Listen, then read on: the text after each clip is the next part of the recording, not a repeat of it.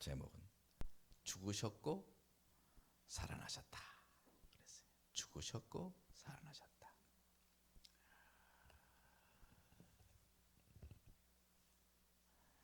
자, 제가 여러분 이제 질문을 합니다.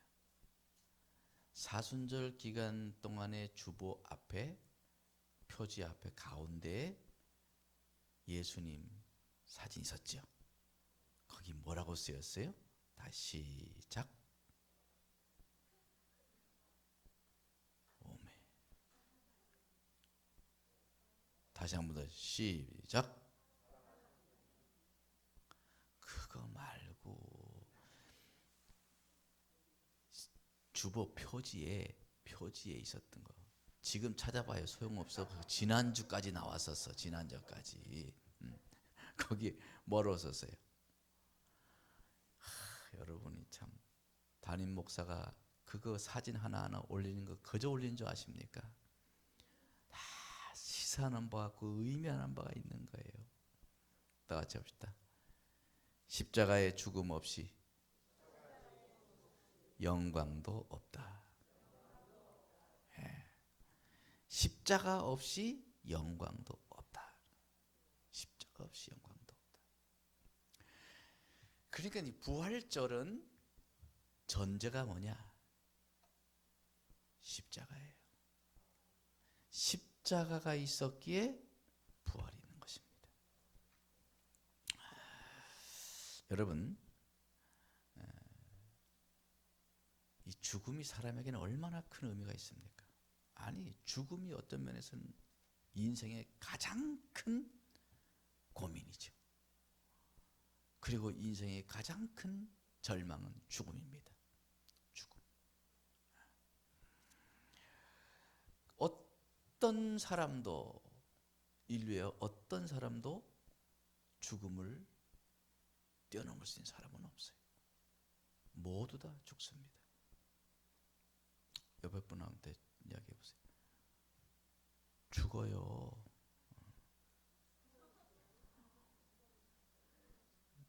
죽는다니까. 요걸 잊지 말아야 돼. 예, 죽습니다. 네. 안 죽을 사람 어디 있어? 좀 기분 나쁘지만 그게 사실이에요. 다 죽을 거예요. 제일 나이가 어린 사람이 누군가? 수정, 너도 죽어. 다 죽습니다. 사람들은 죽음과 상관없는 것처럼 생각할지 모르지만 언젠가는 반드시 죽게 돼 있어요.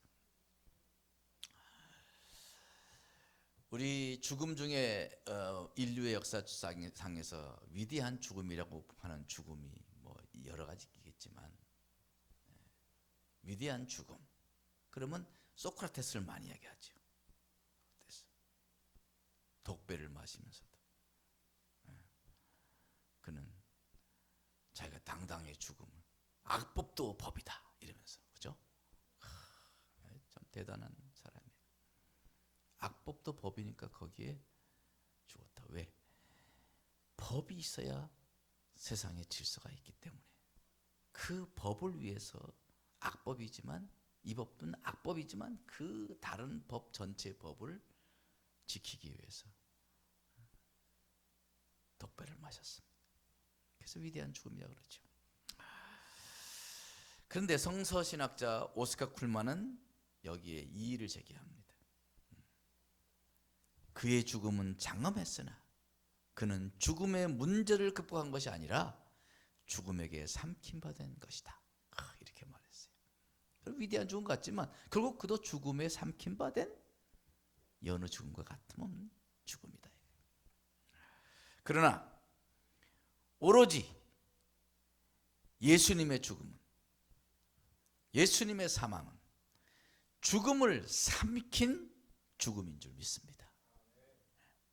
세상의 모든 죽음은 다 죽음에게 삼킴받는 죽음이 있지만 예수 그리스도의 죽음만큼은 사망을 삼킨 이김이었던 것입니다. 그래서 고린도전서 15장 54절에 뭐라고 말했어요? 사망이 이김에 삼킨 바 됐다고 그랬어요. 예수 그리스도는 이김인 것입니다. 그것이 우리의 이김인 줄 믿습니다. 사망은 우리의 믿음의 이김으로 인하여 삼켜지게 될 줄 믿습니다. 그러니까 그 초대교회 우리의 신앙의 선배들이 그 혹독한 핍박 속에서 두 팔을 벌려 그 고난과 죽음을 담담하게, 아니 당당하게 맞이했지 않습니까? 왜 그럴 수 있었나요? 죽음은, 사망은 이김에게 삼킨 바 될 것을 믿기 때문에 그런 것입니다. 여러분 믿습니까? 눈을 좀 크게 떠봐요. 눈이 그렇게 작아가지고 믿는 것 같지 않아. 사망이 이김에게 삼킨 바 되리라. 할렐루야. 우리는 그런 믿음으로 신앙생활을 해야 되는 것입니다. 아무튼 이 부활은 전제가 돼야 되는 게 있습니다. 부활은 전제가 뭐냐? 전제가 뭘까요? 부활의 전제는 죽음인 것입니다. 죽음. 그것도 아주 완벽한 죽음이어야 돼. 그래서 예수 그리스도께서는 확실하게 죽으셨어요. 그래서 첫째 우리는 생각해 볼 것은 뭐냐? 예수님은 확실하게 죽었다. 이것이 분명히 전제가 되어야 되는 거예요. 모든 사람이 완벽하게 죽어야 부활했다 그러지, 어설프게 죽고 살아난 것을 보고 부활했다 그러지 않잖아요. 깨어났네, 아유 죽을 뻔했네 이러지. 죽었다고 하지 않습니까? 죽었다고 하지 않습니다. 네? 죽을 뻔했다와 죽었다와는 천지 차이인 것입니다. 신라 같은 숨결도 있어서는 안 됩니다. 완벽하게 죽어야 돼. 기절한 거 안 되는 거예요. 죽어야 돼요. 죽었다 살아난 사람들이 있습니다. 사람들이 모두 죽었다고 생각했는데 살아난 거예요. 이런 일이 옛날에 있었어요? 없었어요? 옛날에 그런 일이 있었습니다. 많이 있었어요. 그러나 엄밀하게 말하면 그것도 죽었다 살아난 것이 아닌 것입니다. 죽은 것 같았는데 살아있던 거지요. 그런 것을 의학적인 심령, 그런 의학적인 그런 용어로 ND이라고 그래요. ND. 제가 이 용어를 한 약 30년 전에 그 일간지를 보다가 처음 봤어요. 그게 무슨 말이냐면 ND라고 해서 Near Death Experience, 이 세 가지 약자예요. Near, 가까운, Death, 죽음, Experience, 경험. 그래서 죽음 가까운 경험이라는 이 단어가 정식적인 용어가 돼서 여러분 사전을 보고 네이버 찾아보면 딱 나옵니다. ND, 죽음 가까운 경험. 그것을 좀 더 이제 의학적인 용어로 말하면 임사 체험이라고 그래요. 임사. 네. 죽음에 가까운 임사, 죽음 가까운 체험이다. 임사 체험. 제가 30년에 그것을 봤을 때 그 당시 신문 기사에 그렇게 나와 있었어요. 지구상에 조사를 해봤더니 약 800만 명의 사람이 임사체험을 했다는 거예요. 놀라질 않아. 800만 명. 우와. 그러니까 어쩌면 지금 요새 그냥 돌아가시면 그냥 바로 그냥 냉동실에 막 그냥 집어넣는데, 난 그 좀 그래. 집에서 한 3일 계셨다가 그래도 혹시 또 깨어날지도 모르잖아. 옛날에 그렇다고 또 깨어나가지고 또 한 몇 년 사신 적도 있잖아. 그죠? 근데 아예 그냥 냉동실에 집어넣으면 다시 그냥 가세요. 뭐 그런 것 같아서 좀 진짜 우리 애들은 잘 들어라. 나는 냉동실에 집어넣지 마라.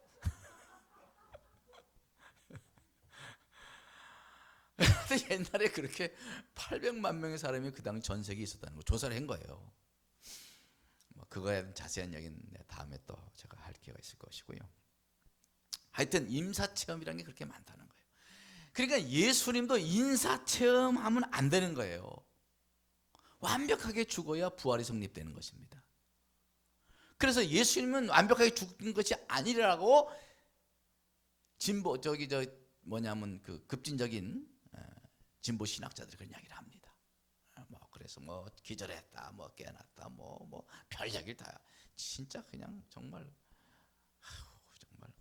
콧방귀 뀌는 소리를 한다고 정말 얼마나 한심하면 그런 얘기를 하는지, 얼마나 그걸 못 믿겠으면 그런 얘기를 하는지 모르겠어요. 여러분, 예수님의 죽음을 보면 예수님은 확실하게 죽었습니다. 확실하게 죽으신 거예요. 십자가의 전 과정을 원수들이 지켜봤어요. 얼마나 불꽃 같은 눈으로 진짜 지켜봤겠어요? 시신까지 확인하고 무덤에 안치했어요. 더구나 한 군인은 십자가에서 죽었는지 안 죽었는지 창으로 찔렀어요. 왜냐하면 유대 그 법에는 안 죽었으면 다리를 꺾어가지고 죽여야 됐거든요. 그래서 다리를 꺾기 전에 창으로 찔렀어요. 그랬더니 요한복음 19장 33절에 이렇게 말합니다. 예수께 이르러서는 이미 죽으신 것을 보고 다리를 꺾지 아니하고 그중 한 군인이 창으로 옆구리를 찌르니 곧 피와 물이 나오더라 그랬어요. 뭐가 나왔다고요? 피와 물이 나왔다고 그랬어요. 여러분, 우리가 찌르면 어떻게 될까요? 우리는 찌르면 뭐가 나와요? 물 안 나와요? 피만 나오나요? 찔러봐. 자, 아버지 팍 찔러봐요. 사는 사람은 피만 나옵니다. 피만. 그러나 사람이 죽으면 이제 피가 완전히 응고되기 전에 피와 물이 같이 나오는 거예요. 여러분, 과산화수소 있죠? 여기 피가 흰 옷에 피가 묻으면 어떻게 지워요? 과산화수소로 지우면 지워집니다. 피 속엔 적혈구가 있는데 피가 빨간 이유는 적혈구 때문에 그런 겁니다. 적혈구. 그래서 과산화수소를 뿌리면 그게 이제 그 피하고 화학작용을 일으켜가지고 하얗게 되면서 적혈구가 사라지고 그렇게 되는 거예요. 피와 물이 나왔다는 것은 곧 사람이 죽었다는 것을, 완벽한 죽음이라는 것을 말하는 것입니다.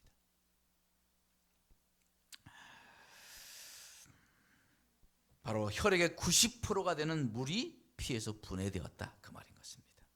또한 아리마대 요셉과 니고데모는 45kg, 자기 몸무게 45kg 된다면 손 들어보세요. 최홍래 권사님 45kg 되죠? 45kg.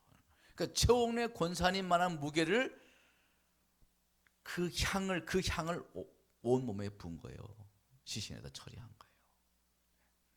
그러니까 이 45kg 된다는 이 향품으로 시신을 처리한다는 것은 어떤 면에서는 세마포 베옷을 입히는 게 아니라 세마포 그냥 갑옷을 입힌 것과 같다고 볼 수 있는 거예요. 근데 그 향품을 45kg나 온몸에 지금 처리를 하려고 하면은 어떻게 하겠어요? 옛날 염하는 거 보셨지 않습니까? 염할 때 어떻게 해요?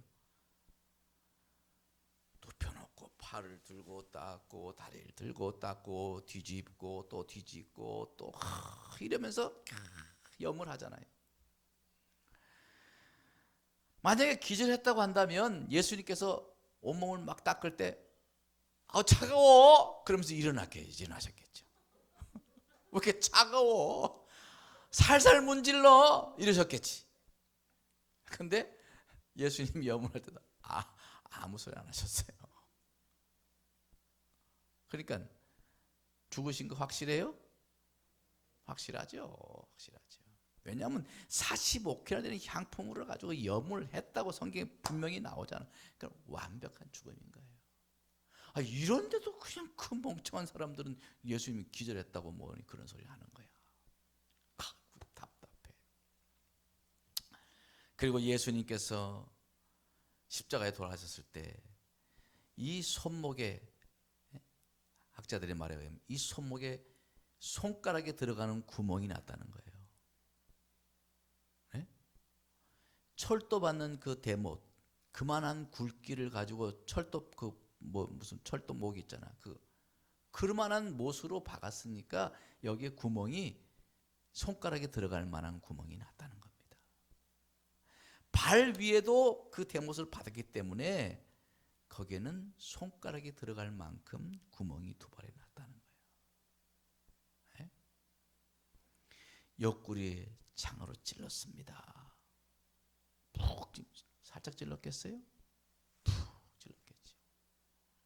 거기서 피와 물이 나오면서 거기는 손이 들어갈 만한 구멍이 났다고요. 아무튼 그런 상태에서 십자가에서 6시간을 매달렸었어요.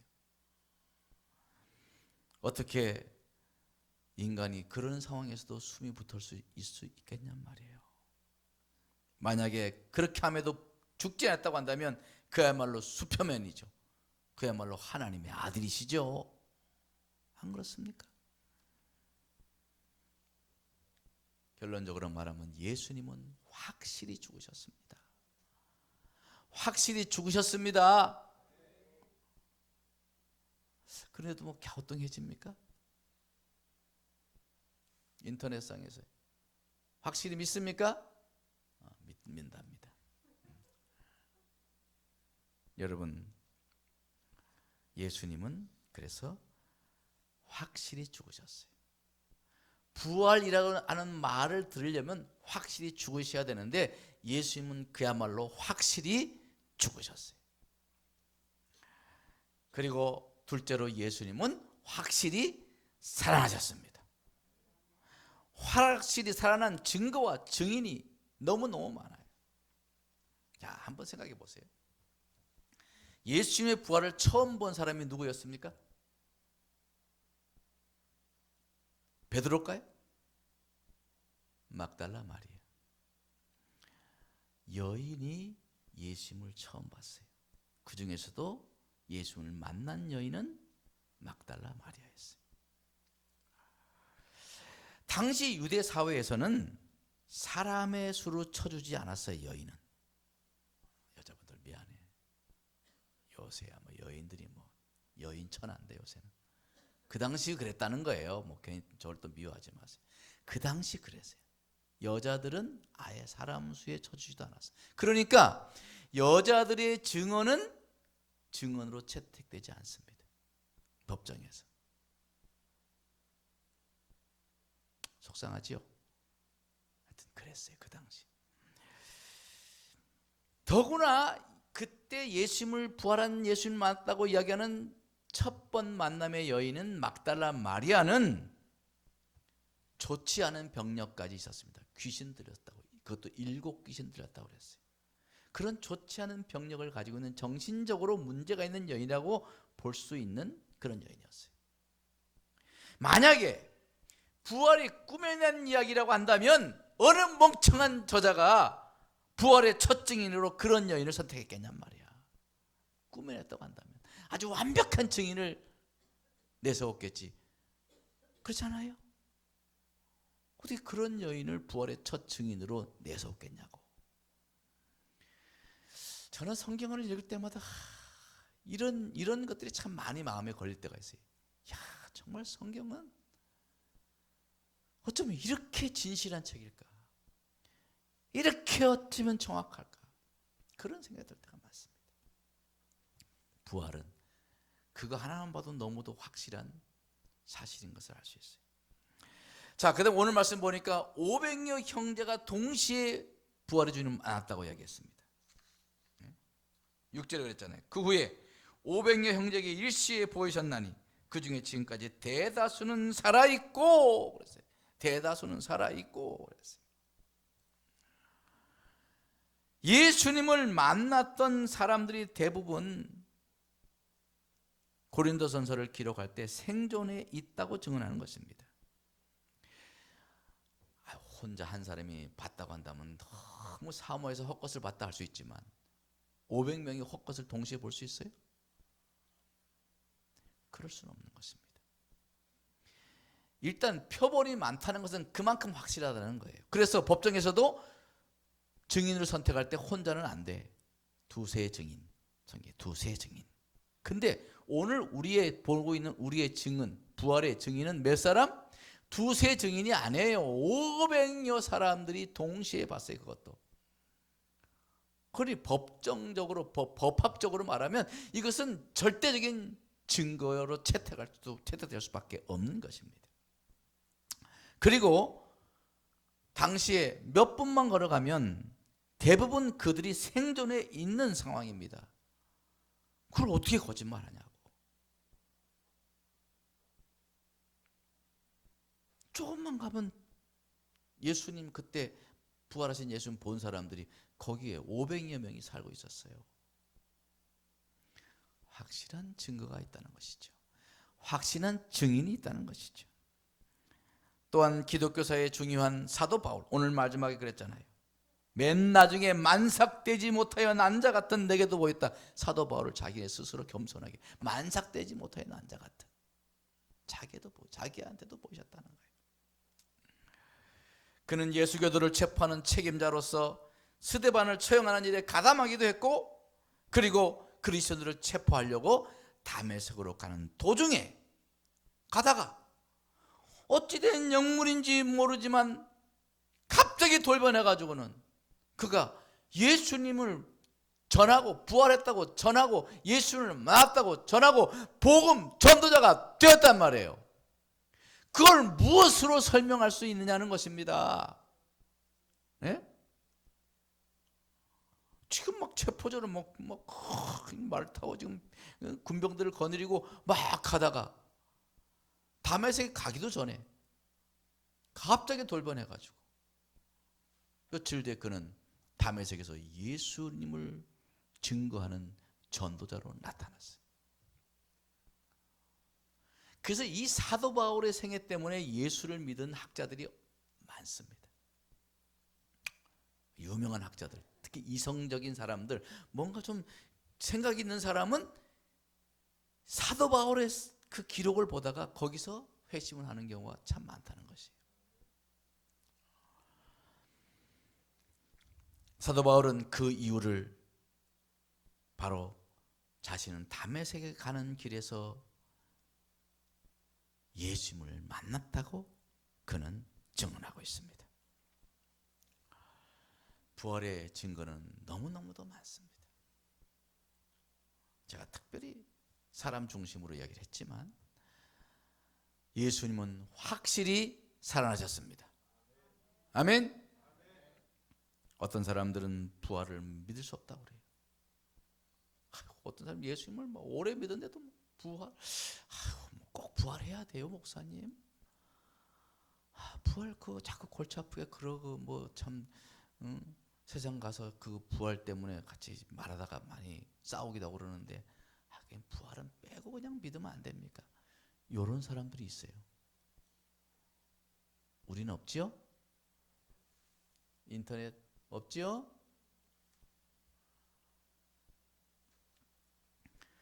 또 죽으면 그만이지 어떻게 죽은 사람이 다시 살아나 이러면서 죽음이 없어도 부활이 없어도 예수 믿을만 하지 막 이런 사람도 있고 그런 신학자가 많습니다.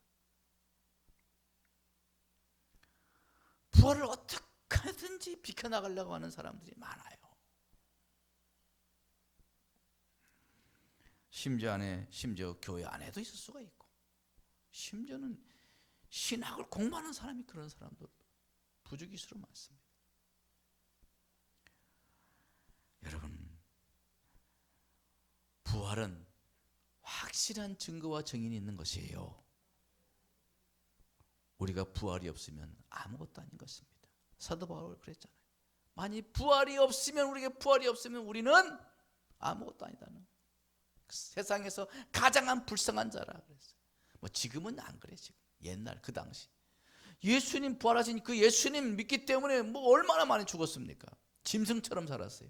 카타콤 굴에서 밖에 햇빛 한번 보지 못하고 그렇게 살았던 사람이 그 당시 수백만 명이었어요.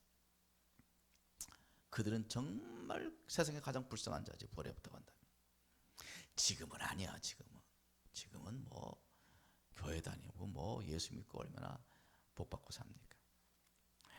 자, 한번 생각해 보세요. 절대로 그럴 일은 없습니다.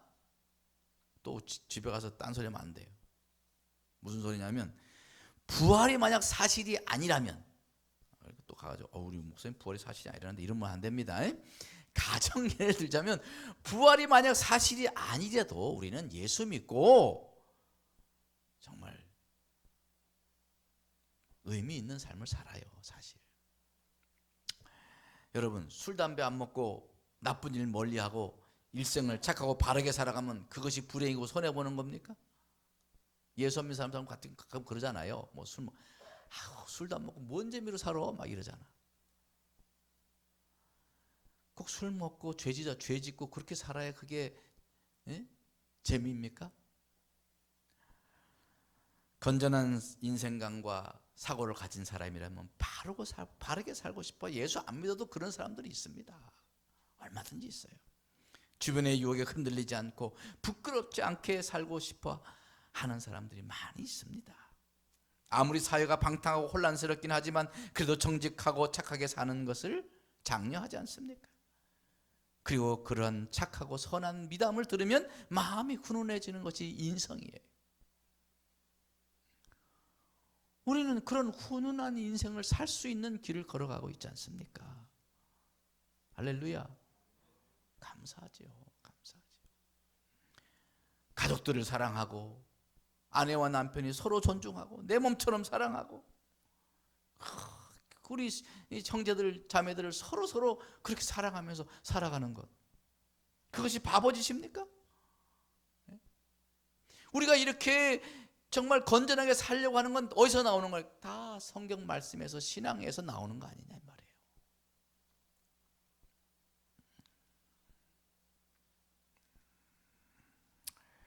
서로 살아가는 주님 말씀대로 이웃을 섬기고 연약한 자를 도와주고 마음이 상한 자들을 위로해 주면서 사는 것이 어리석은 인생이겠냐고. 얼마나 의미 있고 가치 있고 보람 있는 인생이에요. 부활과 별개로 그 인생 자체가 후회 없는 가치 있는 인생이라고 믿습니다. 아멘. 물론 사도 바울 당시에는 정말 예수 믿는 게 가장 불쌍한 자였어요. 비참했으니까. 그래도 그들은 정말 인간적인 아름다운 가치를 누리며 살았죠. 물론. 자, 그런데 너무도 당연한 역사적인 사실이지만 만약 부활이 사실이라면 어떻게 되느냐? 어떻게 되는 거예요? 이건 진짜 큰일 나는 거야. 만약에 부활이 사실이다, 이러면 진짜 큰일 나는 거예요. 부활을 안 믿으면 큰일 나는 거예요. 이것을 거부하는 사람은 교회 안에 있든 밖에 있든 매우 절망적인 상황이 될 것입니다. 그 불행한 선택은요, 영원한 고통, 문제는 영원히 그 고통을 당하면서 아주 비참하고 참혹한 그런 삶이 된다는 것입니다. 죽음 이후에. 그것이 성경에서 말하는 거 아니에요. 부활을 받아들이냐 못 받아들이냐에 따라서 결과는 너무나도 끔찍한 것입니다. 부활을 믿고 나가시기 바랍니다. 부활을 확실히 잡아야 합니다.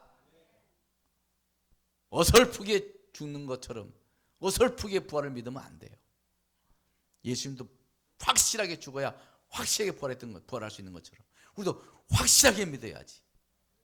어설프게 구렁이 담 넘어가듯이 그렇게 신앙생활을 하려고 해서는 안 되는 거예요.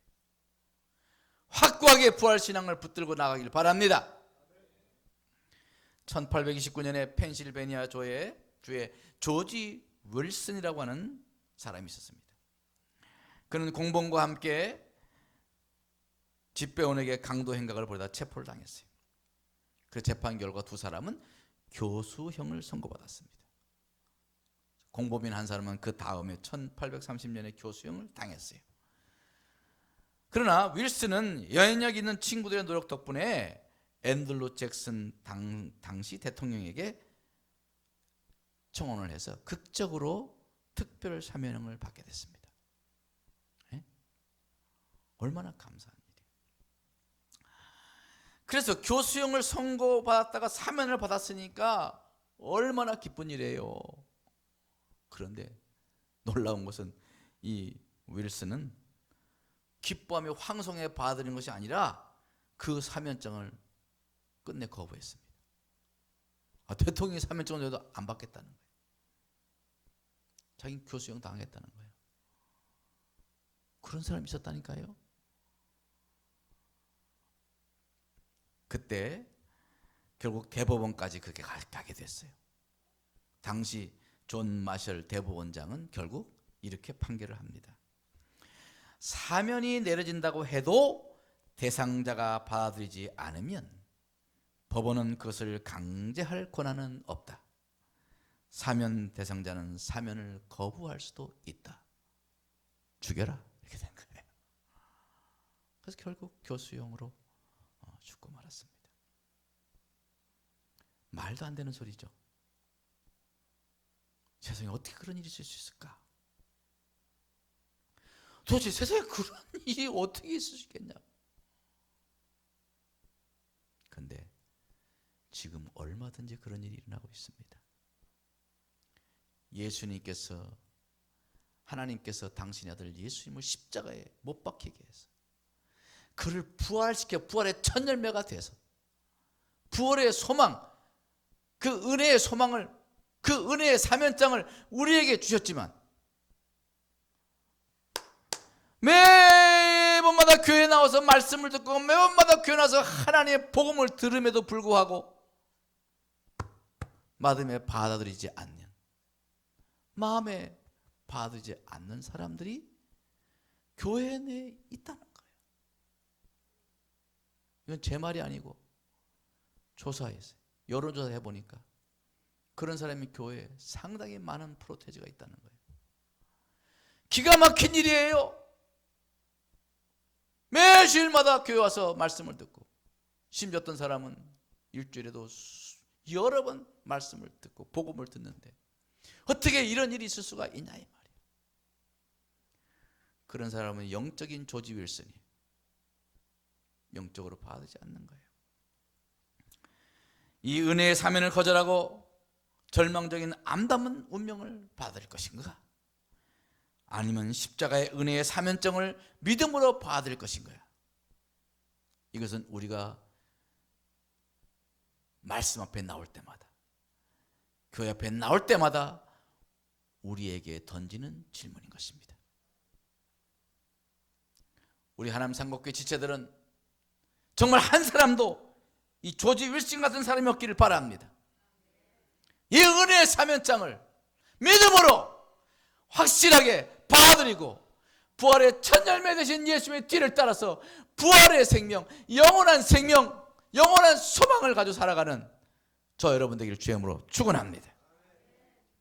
그 선택은 이 땅의 삶은 물론이요, 이 땅의 삶도 하나님의 축복과 은혜 속에서 살지만 더 나아가서 영원을 좌우하는 선택인 줄 믿습니다. 부활의 삶입니까? 멸망의 삶입니까? 우리는 믿음을 가지고 나와야 합니다.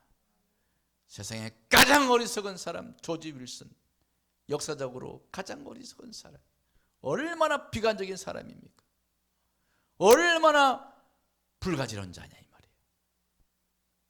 그러나 우리는 주 앞에 나올 때마다 복음을 듣고 생명의 말씀을 듣습니다. 그 말씀을 굳게 붙들고 복음으로 승리하는 영원한 부활의 소망을 가지고 이 땅에 그 어떤 것에도 두려워하지 아니하고 담대하게 뚜벅뚜벅 영혼을 향하여 걸어가는 저의 여러분 되기를 주님으로 축원합니다.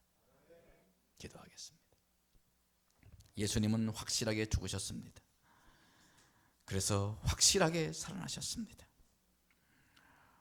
예수님은 부활하셨습니다. 부활하셨기에 우리는 부활의 첫 열매신 뒤를 따라 우리도 부활할 것을 믿습니다.